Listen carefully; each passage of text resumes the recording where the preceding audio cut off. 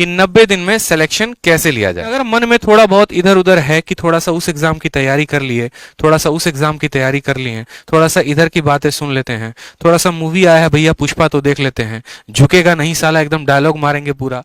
बच्चा पूछता है सर सिलेक्शन कैसे लें, ये बड़ा इंपॉर्टेंट है। एक बच्चा पूछ रहा था आज कि सर सिलेक्शन कैसे लें।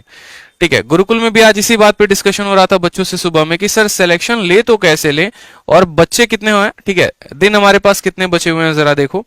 तो मैं अगर मोटा मोटी हिसाब लगाऊं तो फरवरी, मार्च और अप्रैल में पेपर है, यानी अगर मानो हमारे पास 90 दिन है तो इस 90 दिन में सिलेक्शन कैसे लिया जाए। सबसे महत्वपूर्ण बात कि 90 दिन में सिलेक्शन कैसे लिया जाए। ठीक है, दिख रहा है ना, 90 डेज में सिलेक्शन कैसे ले, और ये आ जाता है लाइफ में अभी सबसे बड़ा क्वेश्चन मार्क। क्योंकि जैसे आप सीजीएल दोगे, सीजीएल चलेगा कम से कम 15-20 दिन, और 15-20 दिन के बाद जो है आपको सीजीएल के नोटिफिकेशन के तुरंत बाद, पेपर के तुरंत बाद जो है आपका सीएचएसएल का पेपर आ जाएगा। अब जब कहानी ऐसी होगी तो उस केस में आपके पास टोटल बचते हैं सिर्फ और सिर्फ ये 90 डेज। कुछ मुद्दे की बात हम आपको बताने वाले हैं, और वो मुद्दे की बात क्या है आप बड़े ध्यान से समझिएगा। तो जो इंपॉर्टेंट है वो क्या है, ये 90 डेज की स्ट्रेटजी क्या है। बेकार है कहीं पर स्ट्रेटजी सर्च करना, बेकार है सारी बातें। सिंपल 3 सफलता के मूल मंत्र होंगे। वो होगा पहला क्या, मैं अगर बताऊं तो सबसे पहले आप अपने सिलेबस को पूरा करो, ये बात आप अपने मन में डाल लो। ठीक है, आप एक काम करो, सबसे बढ़िया बात बता रहा हूं। ठीक है, सबसे बढ़िया बात जो आपको कोई नहीं बताएगा, आप एक अपना पन्ना लो, एक ऐसा पेपर लो जो मैं हमेशा करता था। ठीक है, जो पर्सनली मेरा अपना प्लान होता था। मैंने यहां पर क्या किया कि मैंने यहां पर 90 डेज का प्लान लिख दिया, और ये 90 डेज के प्लान में मैंने क्या मेंशन कर दिया, ये 90 डेज के प्लान में मैंने पॉइंट नंबर 1 मेंशन कर दिया कि भाई मुझे मैथ में फलाना फलाना फलाना फलाना टॉपिक्स खत्म करने हैं, ये मेरे टॉपिक्स हो जाएंगे और यहां पर ये मेरी बुक लिस्ट हो जाएगी। ठीक है, और साथ में मैं उसको एक टाइम भी दे देता था कि एवरेज ऑन एन एवरेज मुझे 5 दिन के अंदर, 10 दिन के अंदर मुझे एक चैप्टर को खत्म कर देना है। उसी तरीके से इंग्लिश में भी हम अपना टाइम लिस्ट बना लेते थे कि इंग्लिश में मुझे जो है यहां पर ग्रामर हो गया, वोकैब हो गया, इस तरीके से मुझे सभी चीजों को खत्म करना है। ठीक है, ग्रामर में मुझे यहां पर ये 8 टॉपिक हैं, बस मुझे इन्हीं के ऊपर मेहनत करनी है, और वोकैबलरी में सिर्फ एक बुक है, मानो ऑनलाइन मेंटर हो गया तो ऑनलाइन मेंटर हो गया, जो भी हो गया मुझे यहां पर इनको खत्म करना है। जीएस में मेरे माइंड में हमेशा फिक्स होता था कि अगर मैं ऑब्जेक्टिव के सहारे रहूंगा तो एक दिन गंदा फंसने वाला हूं। ठीक है, तो मैं कभी ऑब्जेक्टिव का सहारा लेता ही नहीं था। हमेशा मेरे मन में ये होता था कि एक काम करो, सबसे पहले जीएस के लिए तुम सब्जेक्टिव पढ़ लो, सब्जेक्टिव एक बार गो थ्रू हो जाओ। कहां से हो जाओ, तो लूसेंट सबसे बढ़िया किताब है, वहां से हो जाओ। कोई और किताब है तो तुम वहां से हो जाओ सब्जेक्टिव, और उसके बाद वहां पर बैठ के तब ऑब्जेक्टिव लगा लो, यानी सब्जेक्टिव और ऑब्जेक्टिव। इसके अलावा कुछ छोटे छोटे पर्चे भी बना लेता था मैं। पर्चे जानते हो, वो पर्चे नहीं जो एग्जाम में चीट करने के लिए लिए जाते थे। पर्चे का मतलब ऐसे हो गया जैसे फेमस दर्रे हो गए, फेमस पहाड़ हो गया, फेमस आपका पार्क हो गया, ठीक है, आपके बांध हो गए, ठीक है, भारत में पहला पुरुष हो गया, इस तरीके से कुछ स्लोगन्स हो गए, नारेज हो गए, इनके पर्चे बना लिए थे। कहीं कहीं से प्रिंट आउट निकलवा लिए थे जाके किसी किसी वेबसाइट से, जैसे ग्रेड अप हो गया, वहां पर सबसे ज्यादा दिया होता है। ये पर्चे बनाने के बाद, ठीक है, तब इनको प्रॉपर तरीके से रिवाइज करना। मतलब अगर मैं इस पे हमला कर रहा हूं ना तो एक दिशा से नहीं, टोटल मिलाकर 3-4 दिशा से हमला होती थी मेरी। ठीक है, एक मेरा हो जाता था कि इसके मिसलेनियस पे अटैक करूंगा, दूसरा मेरा ये हो जाता था इसके ऑब्जेक्टिव पर अटैक मारना है, तीसरा मेरा ये हो जाता था यहां पर कि करंट अफेयर पर भी जोड़ देना है। ठीक है, इस तरीके से हमला होगा। फिर उसके बाद हम आते थे रीजनिंग पे।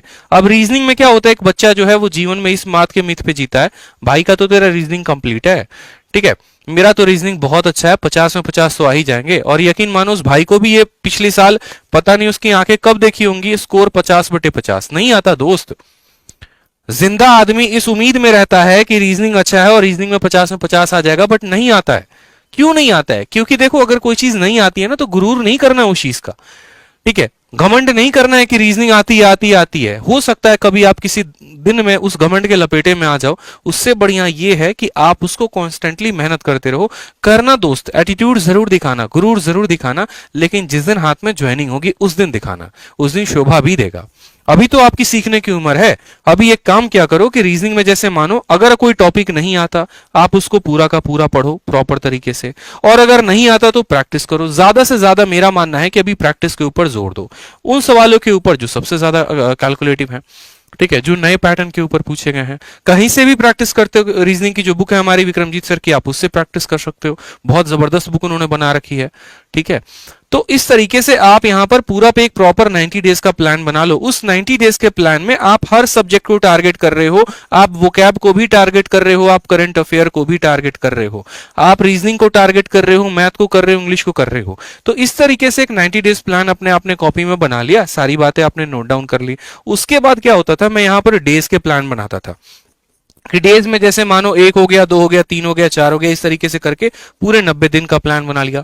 जैसे जैसे मेरा दिन बीतता था ना, मैं उसको ऐसे काटना शुरू करूंगा, अरे यार इतने दिन बीत गए, इतने दिन बीत गए, इतने दिन बीत गए। वो क्या होता है, एक साइकोलॉजिकल प्रेशर बनाता है माइंड के ऊपर, और हमें बार बार एक रिमाइंडर देते रहता है कि देखो इतने ही दिन बच गए हैं, अब नहीं पढ़ोगे तो कब पढ़ोगे, इतने ही दिन बच गए, अब नहीं पढ़ोगे तो कब पढ़ोगे। क्योंकि आज का समय ऐसा है ना, बेशक कोई कितना कह ले कि यार मैं अपने आप में बहुत महान हूं, या फिर एक तरीके से मुझे किसी की गाइडेंस की जरूरत नहीं है, बेशक आपको किसी की गाइडेंस की जरूरत नहीं है, मैं आपकी 100 बातें एग्री करता हूं, लेकिन हाँ आज के टाइम में आपको अपने आप पे ही प्रेशर डालने की बहुत जरूरत है। और वो जरूरत करता है आपका ये टाइमर, वो जरूरत करता है आपका ये शेड्यूल। जब आपके सामने लिखा हुआ होगा ना पन्ने के ऊपर इतनी चीजें पढ़नी है, तो दिमाग को लोड पड़ेगा भाई, आंखों से दिखेगा, अरे तेरे को तो इतना कवर करना है पेपर के पहले, और तू 4 टॉपिक किए बैठा है, तेरे पास तो सिर्फ 90 दिन है, 20 दिन निकल गए, बचे 70 दिन, अब नहीं करेगा तो कब करेगा। तो ये डेली का डेली एक प्रेशर क्रिएट करते रहेगा आपके ऊपर। उस प्रेशर में शायद हो सकता है थोड़ा बहुत आप पढ़ाई कर भी लो, ठीक है, हो सकता है उस प्रेशर में आप एक पल के लिए ये भी सोच लो, यार आज है ना 2 चीजें मेरे सामने हैं, या तो एक मैं बैठ के 3 घंटे की मूवी देख लूं या वेब सीरीज देख लूं, या फिर हो सकता है कि मैं 3 घंटे में एक टॉपिक कंप्लीट कर लूं। अगर टॉपिक कंप्लीट हो गया तो यहां से उसको कट मार देंगे, और मूवी कंप्लीट हो गया तो यहां पर उसको कट मारने का कोई भी जगह नहीं है। इस तरीके से आप अपने आप को ढालो, ये 90 दिन बहुत जरूरी है, समझ में आ रहा है। और ये 90 दिन में जिसने काम नहीं किया ना, तो इसीलिए मैंने कहा 3 पॉइंट है। पहला पॉइंट हो गया सिलेबस, दूसरा पॉइंट हो गया एक प्रॉपर स्ट्रैटेजी, ठीक है, और तीसरा हो गया प्रॉपर, एक बात को जान लो दोस्त, रिवीजन। रिवीजन का मतलब क्या हो गया कि जो आप सिलेबस को पढ़ रहे हो उसका रिवीजन करो, और साथ में मॉक टेस्ट लगाओ, ठीक है। अभी तो आपकी उम्र मॉक टेस्ट लगाने की भी नहीं हुई है, और बच्चे क्या सोचते हैं, बच्चे सोचते हैं सिलेक्शन हो जाएगा, प्री में तो हम ही फोड़ेंगे और कोई नहीं फोड़ेगा। अरे यार बाहर ऐसे ऐसे लोग बैठे हैं ना जो 400-400 500-500 प्री का मॉक लगा के बैठे हैं, और उनका अभी स्टार्टिंग स्कोर ही है ना मॉक में 150-160 होता है। आपका स्टार्टिंग स्कोर अभी 100-110 होगा। आप अभी कट ऑफ के लिए जद्दोजहद कर रहे होगे, वो कट ऑफ क्लियर करके बैठे हैं, उनको मेंस के लिए क्वालिफाई करना है, वो 190 के लिए बीट कर रहे हैं। तो 2 लोग हैं हमारे पास, एक वो जो 130-140 लाने के लिए मर रहा है, कट ऑफ क्लियर करने के लिए मर रहा है, दूसरा वो जिसके 130-140 तो अभी से ही बन रहे हैं, बस वो ये सोच रहा है कि किसी भी तरीके से 180 प्लस लेके आ जाऊं, मेंस में भी 180-190 लेके आ जाऊं और एक इंस्पेक्टर पोस्ट मिल जाए। यहीं पर 2 लोग हैं, दोनों की सोच अलग अलग है। तो आप खुद यहां से तय कर लीजिए कि सिलेक्शन किसका होगा, ठीक है, सिलेक्शन किसका होगा। ये जो 110 नंबर आ रहे हैं, ऐसा नहीं है कि इनका सिलेक्शन नहीं होगा, इनका होगा, लेकिन तब जब वो 180 वाले के बराबर या उससे 2 गुनी 3 गुनी मेहनत करेंगे, तब हो सकता है। किस्मत साथ दे सकती है और नहीं भी दे सकती है, लेकिन जो मेहनत होती है ना, वो हमेशा साथ देती है। जिंदगी में मैंने मेहनत किया है, ठीक है। जब खेत में मेरे पापा काम करते थे ना, तब मैं उनके साथ खेत में काम करता था। हाथों में ऐसे फोड़े हो जाएंगे ना, लेकिन तब भी मैंने मेहनत करना नहीं छोड़ा। मैं हमेशा बताता हूं, आज ये वक्त है और आज से 1 साल पहले जस्ट मेरा वक्त था। आज से 1 साल पहले मैं कहीं नहीं था, बस अपने खेतों में था। काम कर रहा होता था पिछले साल के अक्टूबर नवंबर के महीनों में, ऐसे कुल्हाड़ी लेके मिट्टी निकाल रहा हूं मैं अपने पापा के साथ। और 1 महीने 1.5 महीने के बाद मेंस था। जो मेहनत की थी ना भाई, उसका कोई सब्सटीट्यूट नहीं है। 2 घंटे 1 घंटे की मॉक में आप प्री में थक जाते हो। दिन में 2-2 घंटे की एक मॉक में मेंस की लगाता था। एक दिन में कम से कम 3 से 4 मॉक, 3 से 4 मॉक हम मेंस का लगाएंगे। जब दिल्ली आए, यहां पर एक लाइब्रेरी ज्वाइन किया, यहां पर जाके 3 से 4 मॉक डेली लगाते थे। वो भी ये देखकर कि आसपास का माहौल इतना है, अगर मैं इतनी मेहनत नहीं करूंगा तो मैं फेंका जाऊंगा कहीं दूर, मैं किसी कोने में पड़ा रहूंगा, ठीक है, मेरे हाथ में हमेशा बेरोजगारी रहेगी और कुछ नहीं होगा। 2-2 घंटे की 3-3 मॉक, 4-4 मॉक। बस नीचे एक चाय की दुकान होती थी, एक मॉक दिया, इतना प्रेशर बन गया, जाके चाय पिया, फिर वापस आके फिर बैठ के मॉक। सुबह निकलते थे सूरज देखकर, रात को सूरज ढलने के बाद ही सीधा रात में 11-12 बजे आदमी निकल रहा है।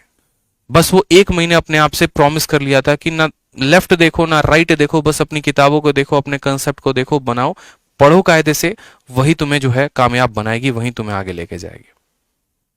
तो इस बात का ध्यान रखो, प्रॉपर तरीके से जो है पूरा एक अपना शेड्यूल बनाओ। आपकी कमजोरी, आपकी जो खासियत है, वो सिर्फ आप जानते हो, आपके अलावा कोई नहीं जानता है। आपको पता है आपके वीक पॉइंट्स क्या हैं, आपको पता है अगर आपकी जीएस कमजोर है तो सर आप काम करिए ना उसके ऊपर, किसी और को थोड़ी लेकर आएंगे सर आप काम करवाने के लिए, भैया मेरा जीएस है तुम अच्छा करवा दो, ऐसे नहीं होगा सर। आप ही को ढूंढना पड़ेगा ना।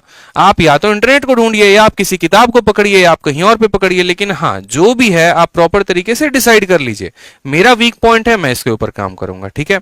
तुम्हारा वीक पॉइंट है, अगर मानो कि आपका वीक पॉइंट है जीएस की तरफ, तो आप जीएस के ऊपर ज्यादा फोकस करो। वोकैबुलरी है तो वोकैबुलरी के ऊपर ज्यादा फोकस करो। हर जगह अपने आप में अच्छा है, हर जगह अपने आप में बहुत बेहतरीन है। आप अपने घर से भी पढ़ाई कर सकते हैं, बाहर से भी पढ़ाई कर सकते हैं, कहीं से भी आप पढ़ाई कर सकते हैं, कोई परेशानी की बात नहीं, लेकिन बस पढ़ाई आपको करना है, ठीक है। कुछ सोशल डिस्ट्रैक्शंस हो जाते हैं जिसके ऊपर थोड़ा काम करो। अगर किसी चीज पे लगता है कि समय ज्यादा जा रहा है तो अपना प्रॉपर एक शेड्यूल बना लो कि इसको बस इतना ही लिमिटेड टाइम एक देना है, इससे ज्यादा नहीं। चाहे वो मोबाइल पर किसी से बात करना हो गया, किसी के साथ घूमने जाना हो गया, ठीक है, या परिवार का कोई भी एक तरीके से काम हो गया, तो अभी कुछ देर के लिए होल्ड कर सकते हो, क्योंकि एक बार आप बेहतर हो गए ना, आने वाली आपकी जितनी भी पीढ़ी है ना वो मौज करेगी, मैं गारंटी दे रहा हूं। क्योंकि एक इंसान के ऊपर आज के टाइम में 3 जनरेशन का जो है रिस्पॉन्सिबिलिटी होता है। अगर मैं हूं ना तो मेरे ऊपर मेरा खुद का रिस्पॉन्सिबिलिटी है, जो मेरी अपनी जनरेशन होगी, जैसे मैं हो गया, मेरी वाइफ हो गई, ठीक है, मेरे भाई हो गए, मेरी बहन हो गए, वो हो गए। एक मेरा पिछला जनरेशन, जैसे मेरे पापा हो गए, मेरे मम्मी हो गई, मेरे दादा हो गए, मेरे चाचा हो गए, वो ठीक। और एक मेरा आने वाला जनरेशन, जैसे मेरा बेटा हो जाएगा, मेरी बेटी हो जाएगी, मेरे जो आने वाले पूरी की पूरी हायरार्की होगी। बेशक मैं बहुत अच्छे स्कूल से नहीं पढ़ा, मैं एक बात ये मानकर चलता हूं। पल के लिए हम कहते हैं ना कि यार मेरे पापा में समर्थ उतना नहीं था कि वो मुझे इतना पढ़ा पाए, ठीक है, उनके अंदर समर्थ नहीं था। मेरे पापा ने तो खैर पढ़ाया, बहुत पढ़ाया, अपनी रोजी रोटी मारकर मुझे पढ़ाया, इस बात के लिए मैं उनको हमेशा शुक्रगुजार हूं। बट एक एग्जाम्पल दे रहा हूं कि मानो लाइफ आपको आज सबसे बेस्ट रिसोर्स नहीं देती है, ठीक है, आपके पास उतने पैसे नहीं है कि आप शहर जाके पढ़ाई कर सको, ठीक, लेकिन आप तो अपने आप को इतना काबिल बना लो कि कल के दिन आपका बेटा आपसे ये बात ना बोले। आप बताओ, पहले आप अपने आप को उस काबिल नहीं बना रहे, और फिर आपका बेटा भी वही एक्सक्यूज देगा जो आप एक्सक्यूज दे रहे हो। इससे बेहतर यह है कि आप उसके लिए एक बढ़िया सा प्लेटफॉर्म तैयार करके दो, और वो तब दोगे जब आप अगर अच्छे स्कूल में नहीं पढ़े, अगर आप उसको अच्छे स्कूल में पढ़ाने का सोचते हो, वो तब पॉसिबल है जब आप उस लेवल की मेहनत कर रहे हो, आप उसको कुछ गिफ्ट में दे रहे हो, एक तरीके से एक बोलते हैं ना विरासत में मिली है, तो ये आपकी कामयाबी से उसको विरासत में मिलेगा, और इसके लिए बस आपको मेहनत करनी पड़ेगी, ठीक है। समझ में आ गया बात? मन लगा के पढ़ो भाई बस, और कोई दिक्कत की बात ना है।